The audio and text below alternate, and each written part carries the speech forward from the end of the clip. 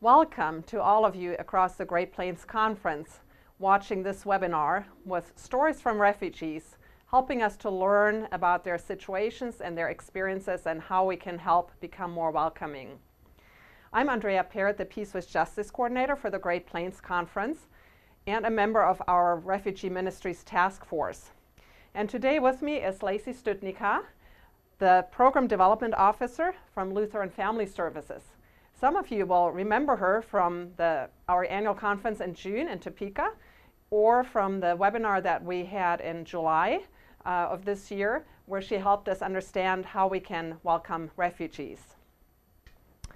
You will remember that last winter, our former bishop, Bishop Scott Jones, sent out an urgent call to all congregations asking them to welcome refugees. The need is enormous. We have a lot of congregations that have been working with refugees all along, but we need more help. And so we look at scriptures that say again and again how important it is to welcome the foreigner, the stranger, the refugee. And I just want to share a scripture from Deuteronomy chapter 10, verse 17.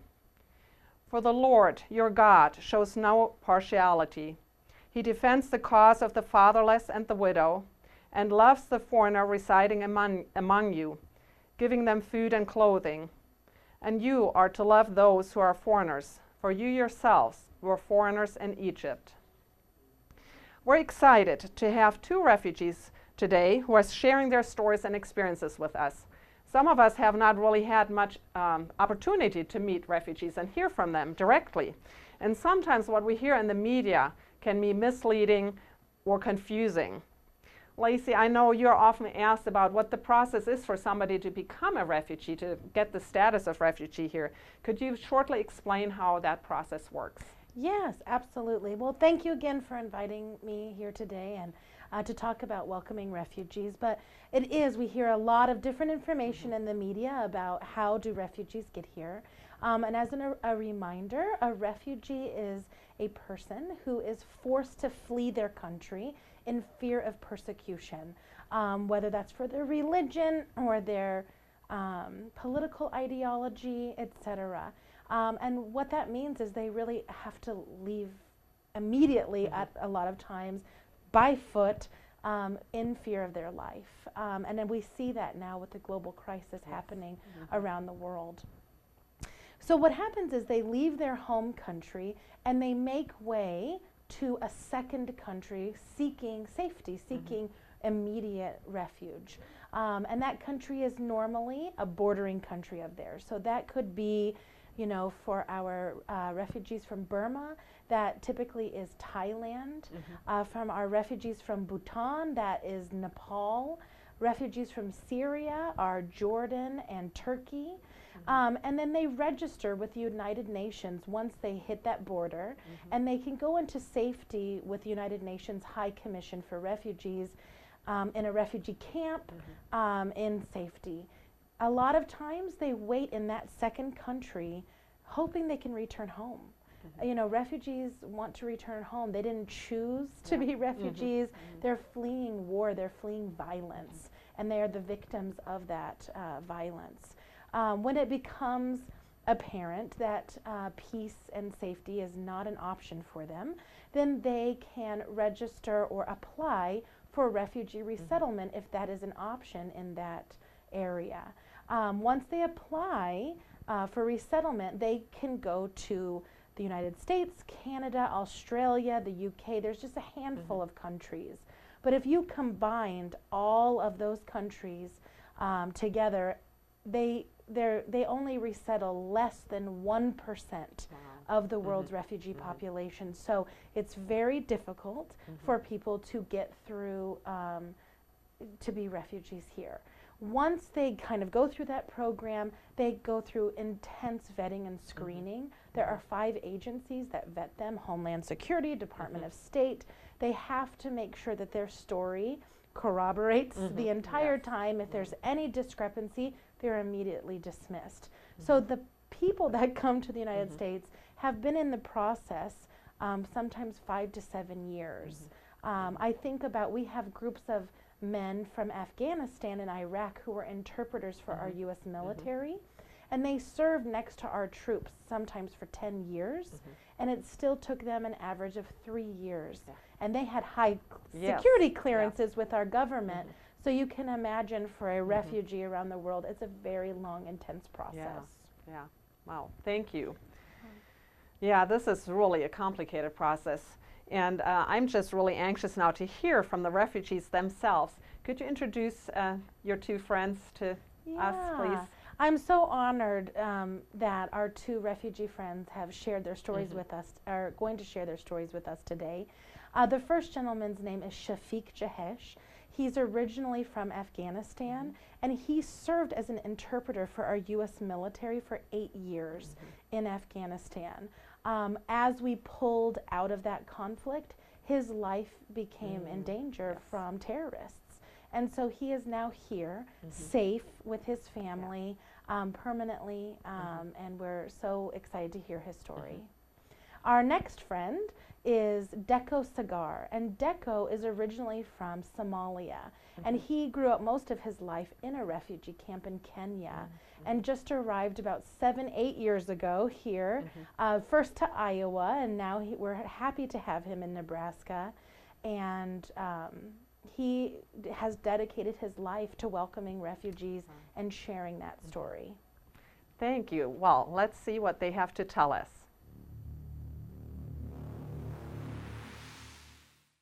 In 2005, I was exchange student in the United States, and I finished my last year of high school in Ypsilanti, Michigan. And then as I returned back to Afghanistan, I decided to do something for my country, and I had this skill of speaking English language, and the US military in Afghanistan, they needed someone to communicate with the local people. So I started working as an interpreter for the US military, and after working with them for 8 years, that put my life and the life of my kids in danger, because the terrorist groups, they were looking for people like me who were supporting the US mission in Afghanistan, and they were targeting them. They have killed many of my friends, and that's when I decided that this place is no longer safe for me.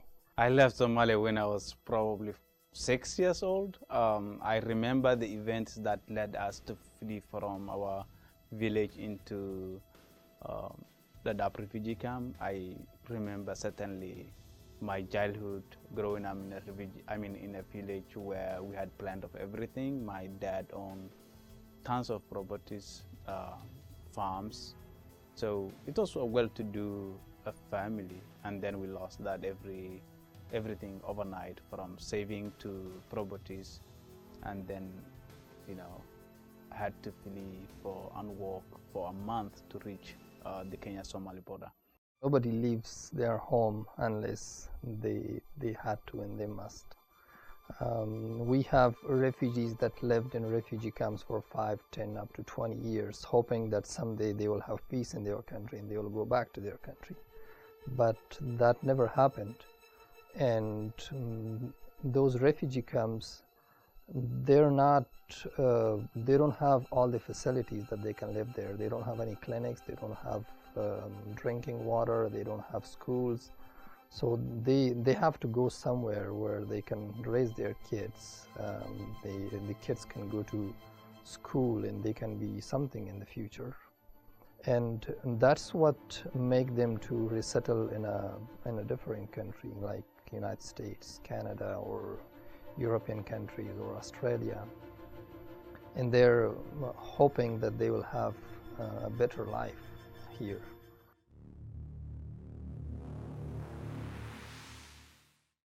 Refugee crisis is not man-made disaster, so it's a political issue. And when someone's life is endangered, then they have to do what they can to save their own life and the lives of their loved ones. And that's why we have people dying on the sea, trying to escape from a civil war. Coming here, the challenges are multidimensional. Generally, there's a contract between the State Department and refugee agencies that provide the services for the first 90 days. And within those 90 days, there's general expectation that someone has to be self-sufficient. The reality is no one can be self-sufficient in 90 days. Assume yourself being in China with 9 kids speaking no Chinese, but in 90 days you have to find all the legal documentation, enroll your kids in school, get a job, be able to drive, and pay your own rent. That's not realistic, even for educated person. On top of that, majority of all the people who are coming to United States have high literacy rate. That also complicates the process. So for me, I think the challenge is, I came here, I'm a service provider right now, but I was a service recipient not too long ago. And speaking from that side of being a service recipient, okay, transportation is a huge issue, especially in rural states like Nebraska, where the public transportation is not really reliable. Employment is very challenging to really find a decent job so that you can raise a family. Even maintaining a Western style house is challenging. The culture shock is extremely overwhelming. In the midst of hundreds of thousands of people surrounding you, you feel lonely. So I don't know if I can even list those challenges, but because of the distance and the commitment of people with good heart and passion, at least what we are trying to do is to mitigate that. Life is challenging here too. When I came here in 2014, I didn't know where to go to do the grocery shopping. I didn't know how to take my kids to school. And I couldn't even walk there, because the system here is if you are less than 1.5 miles away from school, you cannot take the bus, then you have to walk, and you don't know your way how to get there or how to come back.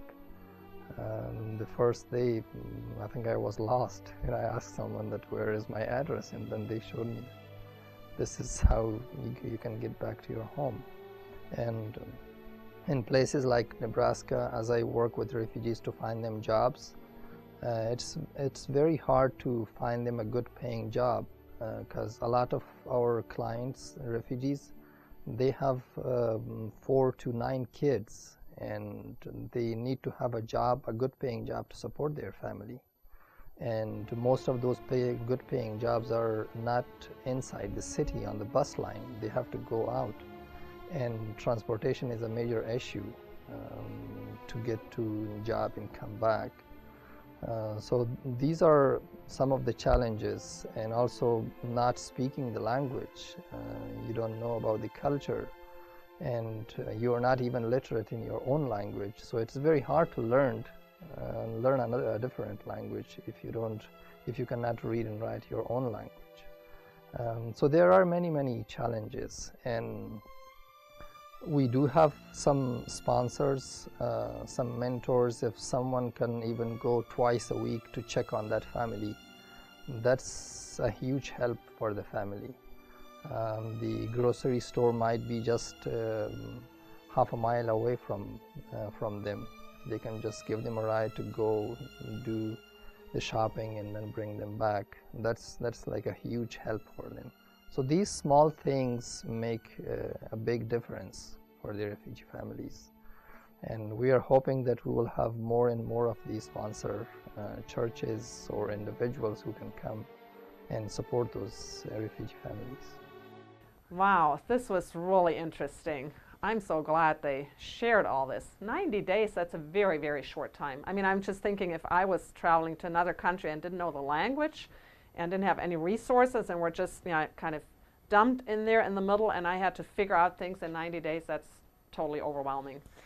It is, and for a lot of our families, I think for the community it seems like, how is that possible? Mm-hmm. But it's a reminder to us that this program is really a hand-up program. Yeah. This is an opportunity for new life and new hope to people who are ready and excited for that in our community. So 90 days, all refugee resettlement agencies across the country are funded to help refugees get started within that first 90 days.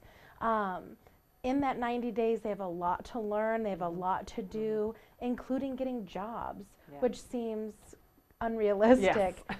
But in Nebraska, we have been #1 in the country in finding refugees jobs. We have about an 80% success rate, placing families in jobs within the first 60 to 90 days that they're in the U.S. Wonderful. And so they come and they work and they buy homes within 2 years, and their children get an opportunity for education, and it's really beautiful. As an agency, we too recognized that 90 days is not enough time. And so we have really expanded our services to make sure that families have a support system in place. So not only do we provide help finding jobs, we also can provide ongoing case management for them, resources, interpretation, food access. But also, one of the really important things that we're doing right now is reaching out to community, reaching out to congregations. Really, the work that gets done is through the community. We can't do this alone. And refugees all across the country, the one thing they say they need the most is not housing or jobs or food, it's friends. And so our goal is that 100% of our new refugee friends have an American friend, have a congregation, have a mentor, have someone who can walk this journey with them, at least in the beginning.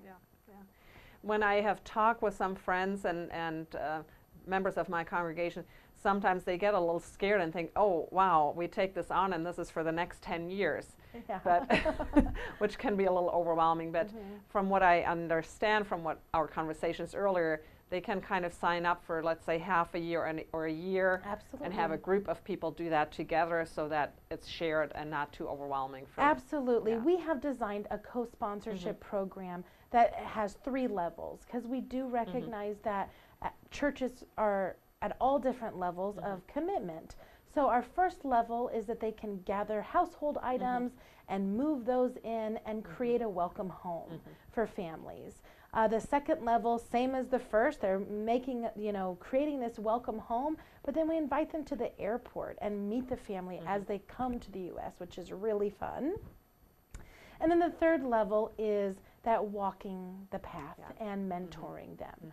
But we have congregations all across the state who can get involved even if they're not near the hubs where refugees are coming in. They can gather items, they can make blankets, they can raise money for discretion, if a refugee needs rent or diapers, they can pray for the family. So there is something for everyone to do. And that's what's so important, that we want to make sure that everybody in the Great Plains Conference knows that regardless whether you live in Nebraska or Kansas, you can get involved and you can support and welcome refugees. Absolutely. And we have a speakers bureau as well.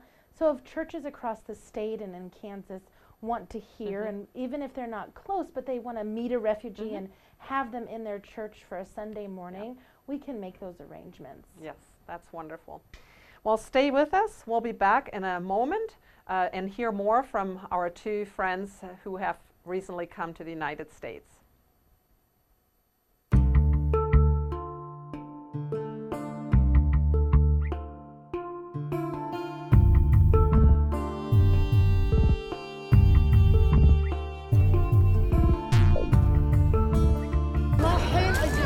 There's millions of people that are fleeing the fighting in the Middle East, both in Syria and Iraq, and one of the many things that they need is clean water.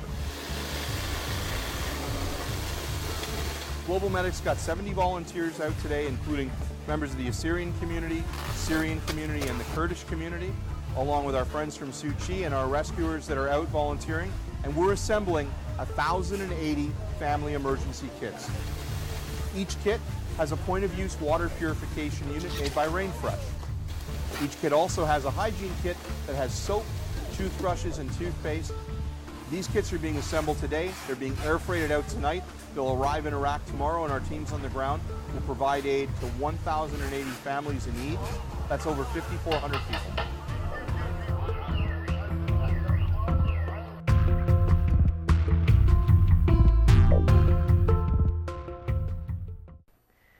Refugees are coming here to our country fleeing war, violence, hunger. But what do they expect or seek when they come here? What do they need? What do they want to contribute? What kind of expectations do you see, Lacey, in your work with the refugees? They come from all different kind of countries and backgrounds. You know, the expectations really vary. But I think I have a refugee friend who once described it to me. He said, when I was living in the refugee camp and someone told me that I was coming to America, it's as if you are imagining heaven. And if you try to imagine heaven, you don't have any idea what you're thinking of, because you've lived in a refugee camp. And for a lot of refugees, they haven't had exposure to running water or electricity or plumbing. So we're starting really low to really high. So when they get here, and reality has to adjust, and that's normal for everyone. But really, all refugees that come here want the opportunity at a life, at a second life. You know, our election is here. A lot of our refugee friends have never been involved in a democracy, who have never voted, who have never been citizens anywhere. So they're so patriotic when they get here because they can be citizens here. They're on a path to citizenship. But their expectation really is to build a good life, to get their kids educated. I would say the number one motivating factor for families is their children. And they will go so far and work so hard to give their children an opportunity that they never had. And to them, that's just, that's all. That's their treasured gift, you know. Well, let's see what Shafiq and Dekow have to tell us about their expectations and when they came here.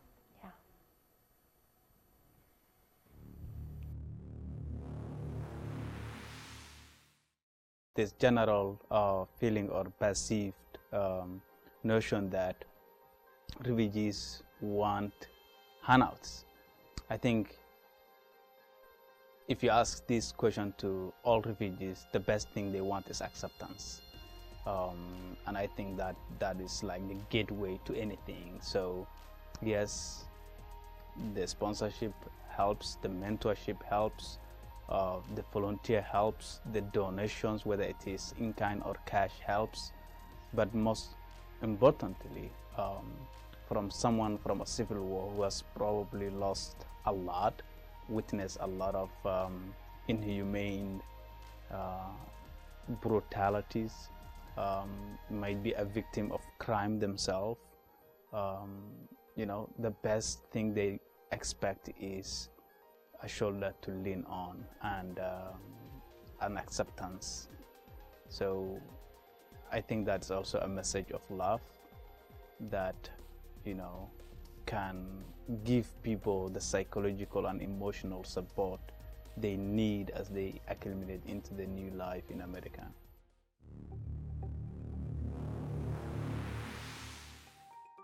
Their life is very slow. You have time for family, you have time for friends, you have time for everything. But here, you have to be running. If you stay back one step, then you will fall behind. You don't. Sometimes you don't even have time for your wife and kids.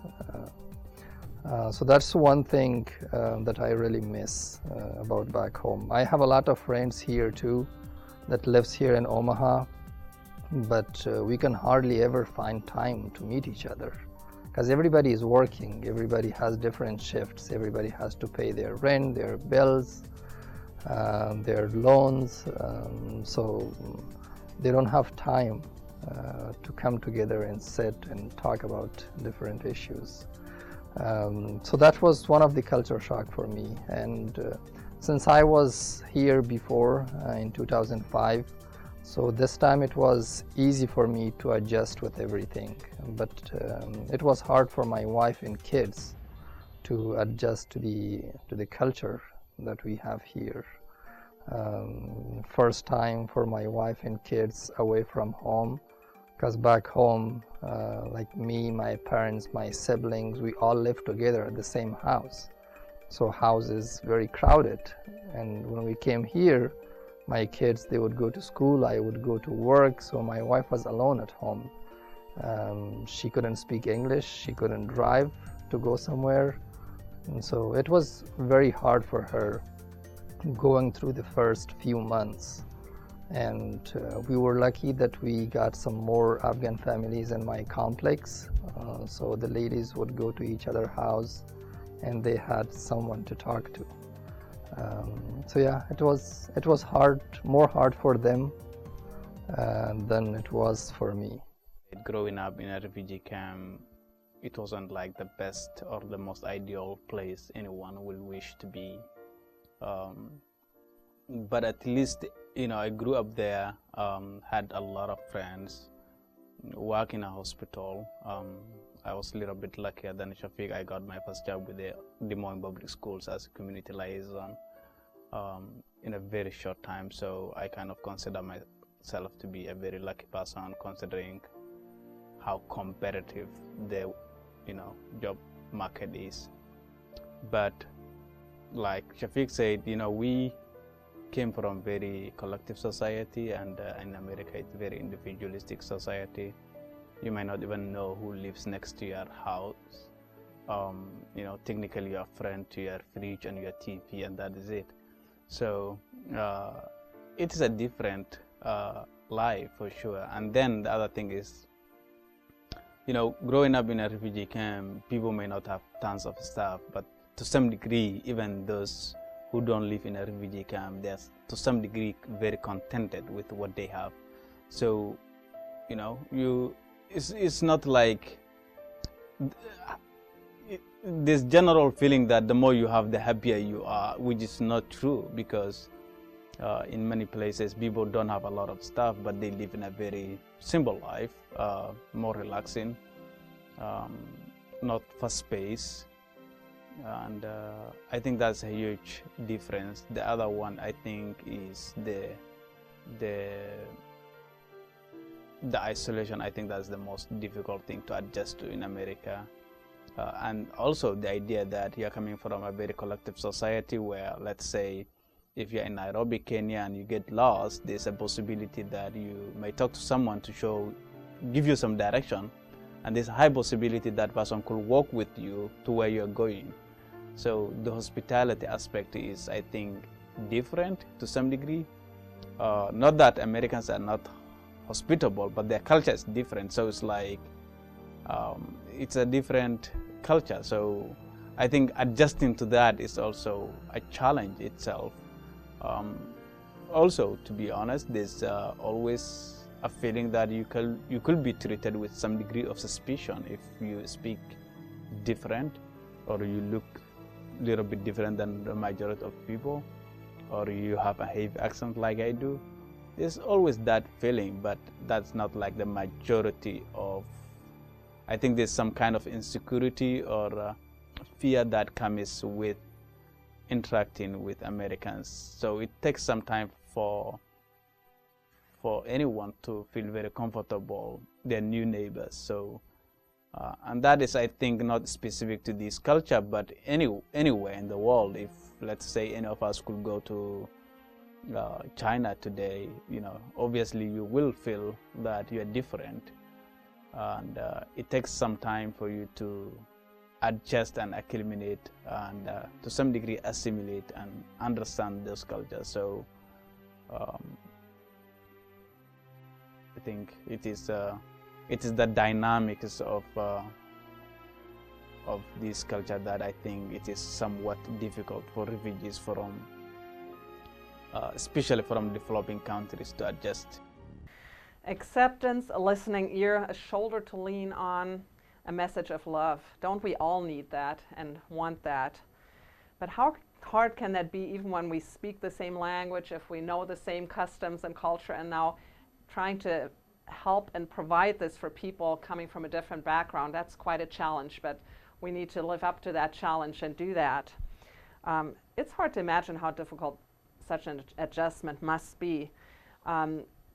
They come from such a different society, often different culture, where the community is so important and not the individual, and now they're torn out away from there. They might have left all their family, their relatives back, and have to figure out how to make new contacts here.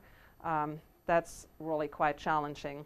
I have to think back to the comment Shafiq made earlier, saying that small things make a big difference.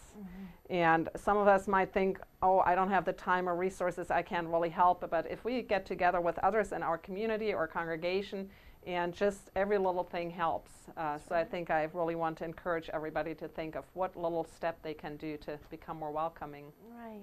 Yeah. Yeah, absolutely. And I think to remember at the end of the day also that we're all humans. And more and more what I hear from congregations who engage in welcome is that they get more out of it than they give.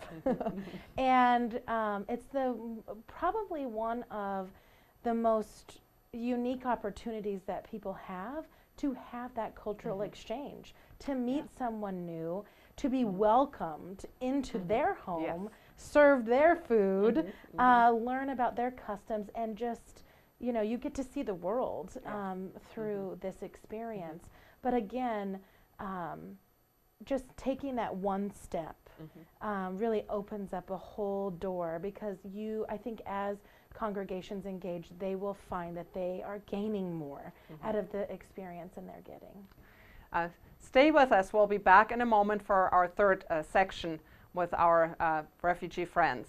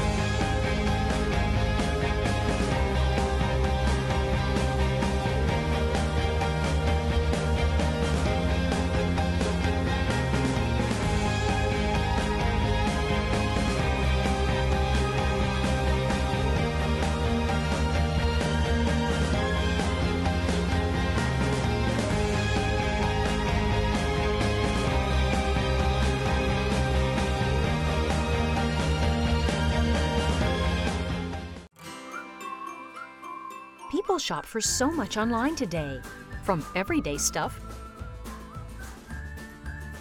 to the meaningful. That includes church, which means the online visibility of your church is a key part of outreach. You can grow your digital footprint with Find a Church from United Methodist Communications. Find a Church is the fast, easy, and free tool that gives you twice the local presence online because it serves as a companion to your existing site. And if your church doesn't have a website, your Find a Church profile fills that need. On Find a Church, you can build a robust profile, share your ministries, and make updates anytime. Link to your Facebook page, Twitter feed, Instagram, and Flickr accounts. You can also create events and manage registrations. Visit umc.org/findachurch to create or update your profile. Find a Church will help seekers find you. Welcome back to our webinar. We're going to talk a little bit more about the different experiences everybody has who comes to our country. I'm sure there are bad ones and good ones. How can a person who has already suffered so much, being displaced, having to flee, often being separated from family and friends, or having lost them through violence, how can they overcome challenges and bad experiences and keep moving forward and not lose hope? Let's hear from Shafiq and Dekow what they have to say.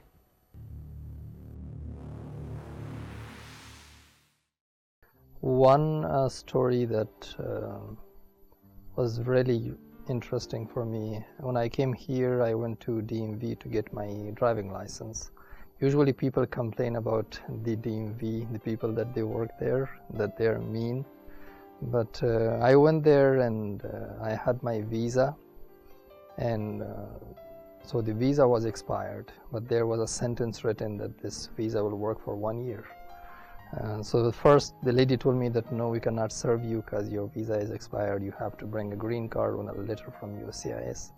And then I showed her that sentence, and I told her that I worked for the US military as an interpreter. in Afghanistan. And she said, oh, so what's like in Afghanistan? Because I see on TV that there's war and killing. And I said, yeah, that's going on. Especially when you work for the US military, every morning when you leave your home, you never know whether you will come back alive or not. And the lady was telling me that every day when I leave home, I am thinking about what will be something very valuable that I can bring back for my kids. But and you guys think about your life. And her eyes were full of tears, that what a world. And so I took the computer-based test. I passed that, and then she said, do you want to take the driving test? I said, yeah. So we came out with this gentleman, and then I shared my story with him that I work for the US military, and he said that, so did you drive with the US military? And I said, yeah, I did drive with them. And then he said, oh, just turn the car back, let's go back to DMV, you passed. Because you drove with US military, so I know how good your driving is. So that really touched my heart, that people are, there are people that are welcoming. And the bad experience will be about my job. As I shared earlier, I applied for 100 different positions, and when I emailed them, I would ask them, like, just give me a chance to prove myself, and just give me a day or a week just to work for them. I will work for you free. Don't pay me for that day or week, but just see my work, and then after that you can decide whether you want to give me that position or not. So yeah, that was the bad experience that I had. Sometimes when you go through civil war and you have witnessed a lot of inhumane things, I think a lot of what Americans consider to be a very, very bad experience don't come across to us as very bad. You know, it's like I've stepped over dead bodies and you're telling me, you know, that word is very hurtful. A good example is yesterday someone told me, I think 2 days ago, I had a mechanical issue with my vehicle, and I called a towing company, and they keep delaying the process, and I was like, after 3 hours, I'm not doing any business with you. So I text the owner, and he texts me back saying, you're a piece of foreigner. And I showed that to my coworker, and she was like, we have to file a discrimination suit. You know, she was really freaking out, and I'm like, nah, this is not a big thing. Because, you know, that's his view. I'm an ordinary person, you know, citizen who is gainfully employed, paying tax, you know, naturalized citizen. So he's not gonna label me or define me. I just look over and walk away. But her reaction, she was like, this is totally unacceptable. This is like. And then on positive side, you know, I went to school here, won multiple scholarship, including a fellowship that paid for a dual graduate degrees. So, you know, this, I think there's a lot of positive things that is happening. Obviously, negative people are everywhere, in every culture, in every community, in every neighborhood, in every household. So I think it's where you put your energy on. You know, if you look for faults, you won't find anything else.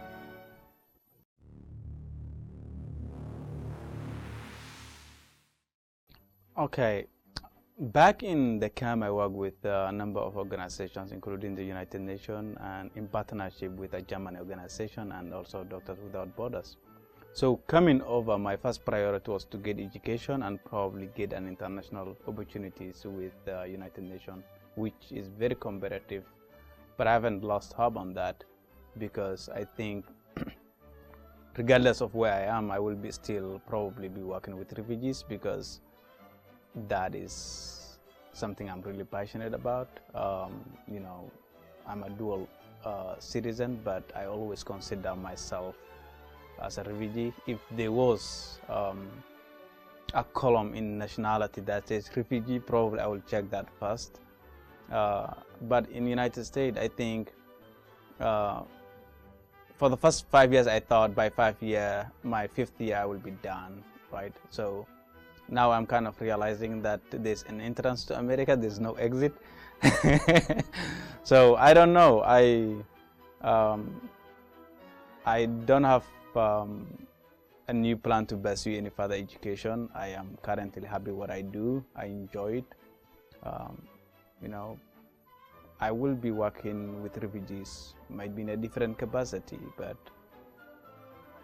this is a population that I'm gonna commit. I'm 32 already, so I think I'm midlife crisis. So I think I need to invest in something, and if I can do that, that will be working with this population.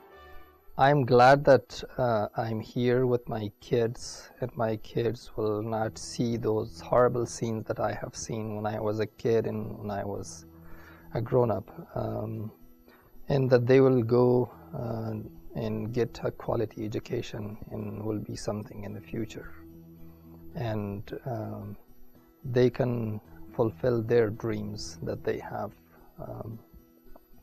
and even from my country, since the day I was born, we never had a day that there was no shooting, no killing. So that will be my dream, that someday there will be peace and there will be no killing, no fighting there. And a few months ago I was interviewed by KMTV, and they asked this question, like, do you want to go back home? And I said, of course, yes. That's where I was born.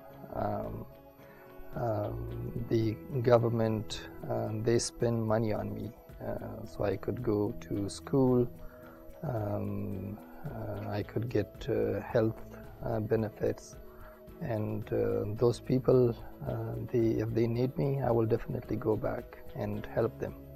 But for now, this is our home, and this is where we belong, and right now we are working for America. We are not working for Afghanistan. We are helping the US economy. We are helping the US people. And my dream for myself is to get education, which is my dream from my childhood. As Dekow said earlier, my dream was also to be a surgeon, a heart surgeon, which I couldn't follow. I did associate degree in pharmacy, and I was hoping that I will continue that, but when I came here with 4 kids and paying all your bills, it will be very hard to go and continue to be a medical doctor. And I'm still happy with getting my degree in MIS, and hopefully in the future I will serve for my country and also for the United States and for the whole world. Wow, I really appreciated them sharing with us about their experiences. Yeah. I appreciated how Dekow said that when the mechanic didn't want to help him, that he decided that this person was not going to label him and define him. Yeah. And you know, we have experiences that we can't do anything about it, but we can decide how we respond to them and how we let them affect us. And to learning to focus on the positive is something that's important for all of us. I was especially also touched by Shafiq's comment saying how happy he is that his children do not have to see what he has been seeing all his life. From the day he was born, not a single day without some killing going on, some shooting. And then keeping a positive attitude even though he is not able to pursue his dreams right now about becoming a heart surgeon, at least not at this time of his life. And then talking about wanting to serve the whole world. And God's world does not have borders. God created all of us, regardless of where we live, what our culture is, our background. We're all God's beloved children. What has stood out for you, Lacey? You know, I think, like you said, just that message of resiliency. I think that is what I find to be most incredible about our new American friends is the resiliency.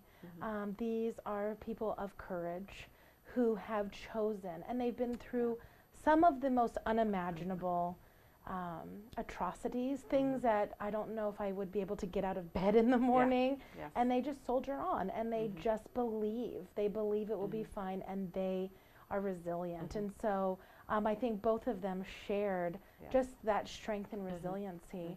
But back to what Shafiq said about his children, I think about Afghanistan and Iraq and places, Syria, in the world that are really being affected by terrorism. And that's a fear globally for all of us. You know, a lot of the guys from Afghanistan who were interpreters shared with me that during the time where they were applying for their visa to get here, they had to be in hiding. And their children couldn't leave the house, and they couldn't go to school, and they couldn't see their family because they couldn't leave for fear of their lives. And now I see them, and I see the kids with the backpacks on, and they're just walking to school and going to school and getting an education and becoming leaders because they are so mature and you know, for their age. And that's what it's about. And I tell people all the time, we fight terrorism by showing welcome. That's how you do it. These are humans who need a friend and who need a chance at a second life, and what a beautiful opportunity to be able to be a part of that. Yes, wonderful. Well, we want to thank Shafiq and Dekow for sharing with us about their life stories and their families, and this really helps us visualize a little bit better what it is like to come here as a refugee. And even though each story is individual and there are lots of differences, it's just really amazing to hear from them. If you have any questions about how you can get involved, please don't hesitate to contact the Reverend Holly Tapley at the Wichita Conference Office. And we will continue offering webinars and other resources. And soon there will also be a specific webpage on the Great Plains Conference website about refugee ministries.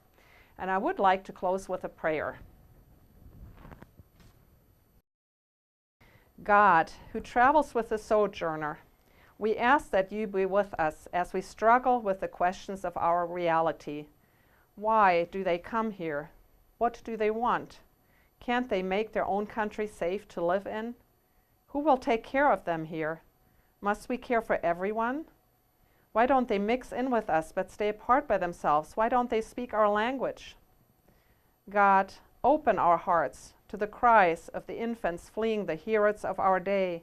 Open our eyes to the brokenness of the world. Open our hearts to all of your children who dream dreams of a new and better life for their own children. God, you who have given us much, open our hands to welcome the many who are in our midst. Amen. We all know what it's like to dream, to want to contribute a verse, shape the future, or make the world a better place. But the dreams God plants in each of us don't just grow on their own.